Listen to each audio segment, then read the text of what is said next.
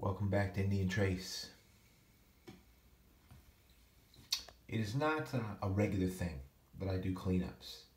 Now I do display videos, but for example, this is just poured out because I poured it right out of this bag. And I was waiting. It was either windy or I was in a big hurry or it was muddy, where I could just film these out in the field with another fine, but sometimes time and conditions won't let you do that. And so I actually fight within myself to wait until I have a good opportunity, what I feel is an opportunity to produce a decent show of it all. And so today I just sort of felt with things that I was doing around the house here, and I have some work I need to do here. I have some, actually some drafting and some artwork I need to do, but I figured I would put this video up. I mean, look at this stuff. I don't even want to barely touch this group. You can just sort of leave it in a display cabinet just like that. Put a label on it, the collector's cleanup. Because we all do it. So many of us will clean the stuff up and then sort through it, and that's part of the fun, that's part of the heart of the hobby. Because I promise you, when we go out, it doesn't always work out. Definitely didn't find these in one hunt. A few, and then kept these in the bag here because I wanted to be able to show them and share them. So let's go through this. You know, you wonder to yourself which one you want to grab first. Well, it's hard to say. I mean, there's incredible. Look at this hammerstone. See the work on there? Look at that working edge. And for those of you who are wondering about stones out in the field, take a close look at the working edge on this hammerstone. Now it is quartz and we'll pick it up, but you have the cortex of the stone here, and then you have clearly working edges.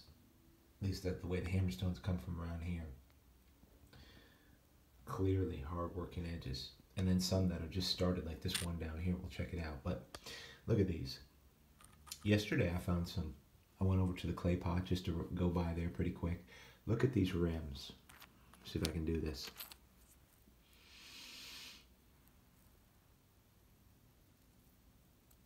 Just take a look at this. Take a little comfort time. I've been real busy lately. That's why I haven't been able to take as much time out there to film things. I'd rather take a little bit of extra time to find rather than to film, because it does take time. So that's the upper edge of that. But look at the upper edge of this. Another rim. It's not broken. It's just very distinctly cleaned off before they fired it.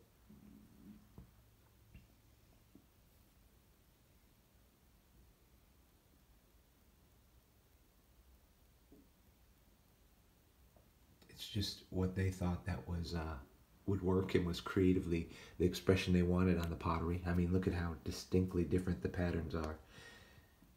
And as I always say, you know, sure as you live, these three potteries could be separated by 200-300 years each, no doubt. They could be in the same 100-year period. They could be in the same 50. It could be just different personalities. But chances are they were weaving baskets, reed baskets, and pressing the clay into them and then firing them. And I know there's some people out there who, especially Jonesy, who really understands it better. He gave me that insight that that's probably what they were doing with this kind of pottery that he sees here in eastern central North Carolina. But to me, the differences in patterns are indicative to time periods, as far as I've read and understand. Now, we don't know necessarily exactly how far those time periods are. They're relatively close together. You know, late archaic woodland, strong woodland pieces. Anyway, nothing wrong with pottery ever. It speaks very loudly for the personalities. Anyway, let's move right along. Had a couple people online talk and say, you know, what exactly is, of course we all know what quartz is, and we'll get to that, but what exactly is rhyolite? Well, Rhyolite can come in various shades, such as this, and these. What backs this quartz up is rhyolite. It's not indigenous to my location, locally. This quartz is indigenous.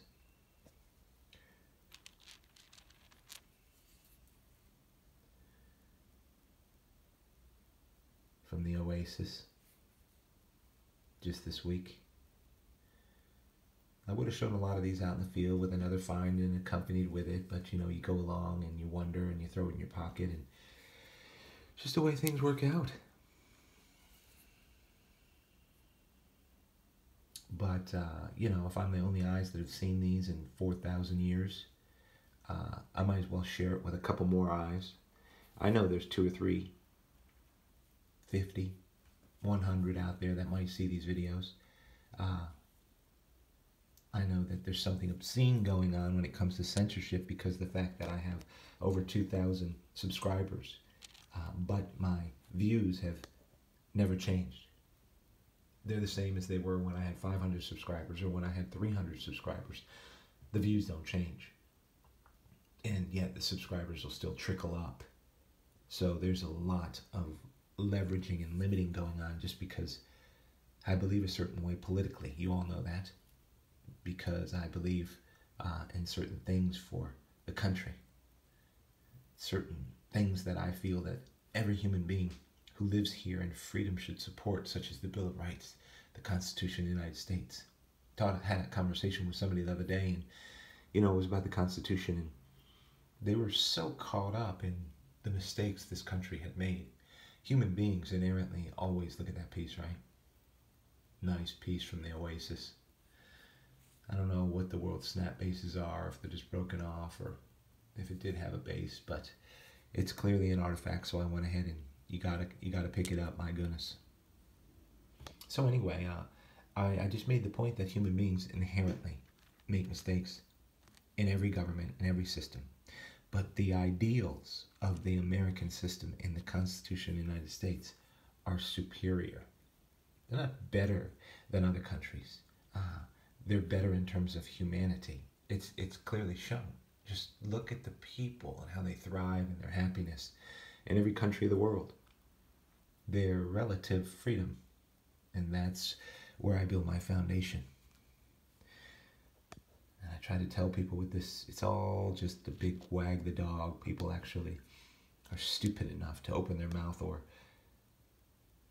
advocate communism or socialism. I mean, they don't even study the most elementary studies of these systems. Hurt people, destroy them. So there's been some good finding going on lately. I'll get off the politics. Look at this quartz. Beautiful, right? With this natural light. Here's another piece. And you find a piece like this, and if it has some shape to it, check it out. Lots of times if it's a uniface, and it's clearly worked on the edges, you got yourself a little thumb scraper. Because that doesn't happen by accident. Plus, they're just like diamonds, you know, especially these. You can see, I wonder if my focus is coming in, they worked all along the outside edges of this. Beautiful little thumb scraper.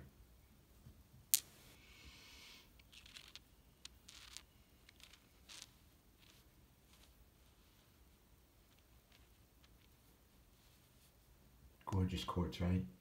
So as we just crawl along here and just take a little soft time, feels like a Saturday, but I know it's not.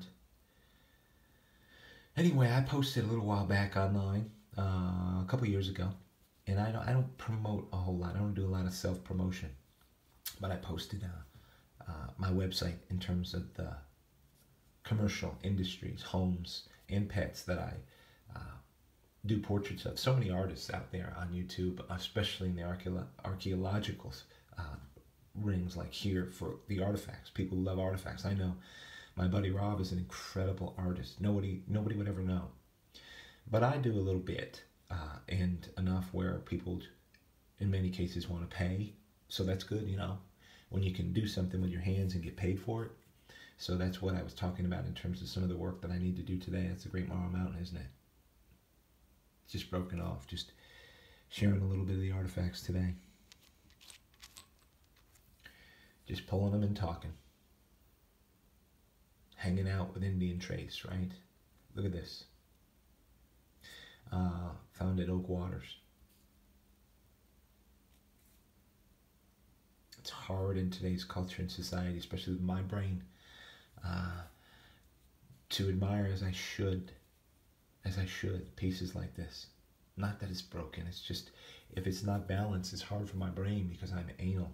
I want things perfectly balanced, and they didn't need them perfectly balanced. They definitely did not. I know they needed them to work, period. But they were like us in their minds, and they liked aesthetics, and they liked balance, but they viewed it a whole lot differently in the Stone Age. I guarantee that's for sure, because their priorities were starkly different than ours. Here, where I live, priority is simple. It's, well, I gotta go to Food Lion or some other grocery store today and get my meat or my needs, or a store or the post office. Is just crazy. Time rolls forward. Another reason why I'm doing this video. Nice little leaf point from Site 7 in Rhyolite. Just bring you in behind the scenes here, because I'm gonna get these off and move them into a different storage, and everything always moves with me. The artifacts always keep moving. Here's one that you can really clearly see has either been resharpened, like a Graham Cave look, a Big Sandy look. It's rough. They might have tried to resharpen it and just thrown it away. Looked like it to be a much bigger point originally. How it broke off. But because it's clearly an artifact and I love bases like that, I picked it on up. I'll love it for a little while, and to me, that means I feel like it'll make a great gift. If I love it even more, maybe it'll get into the Heartbreaker vase. But I doubt it. Sometimes I know already. So I'll be fine just to love it for a little bit. Now, check out this clay pot. Now, exactly where I found this pottery, I was able to pick this up. Now, I had gone through there a little earlier. Some unique stuff there. This would have been quite long. It broke. They messed around with it a little bit, tried to resharpen it. It could have, people say, well, they might have repurposed it into a drill. Not sure. I don't need to know. It's a new hit from a plow. Relief. But you can tell just by the base how fine the work was there.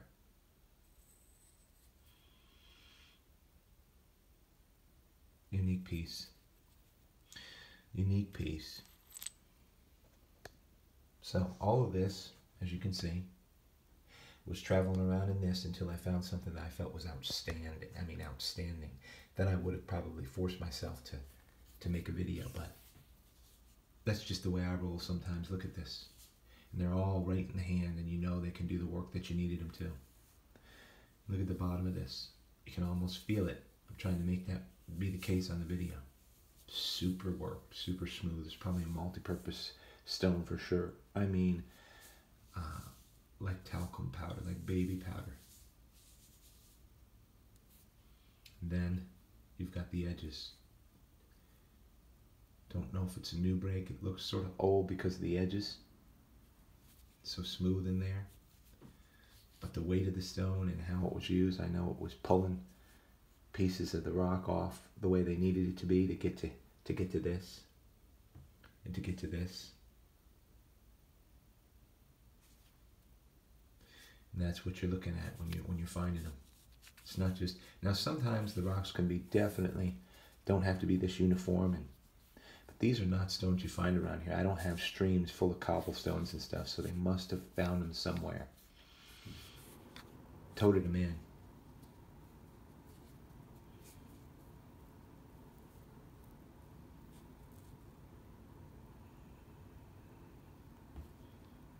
Super nice. Look at that stone. Here's another interesting stone that I didn't want to leave out there. It has a little bit of pecking. Of course, it's so translucent. It has quartz. A little bit of pecking, just getting going. Some staining. So when I know these are not supposed to be out there, I know I can just look at a stone like this and know they were doing something with it in its size. It's not as strong as the wear that's around this, but it's strong. All right, everybody. That just brought you in behind the scenes just a little bit as we keep these artifacts moving. Appreciate you tuning in to Indian Trace. I hope you find out there.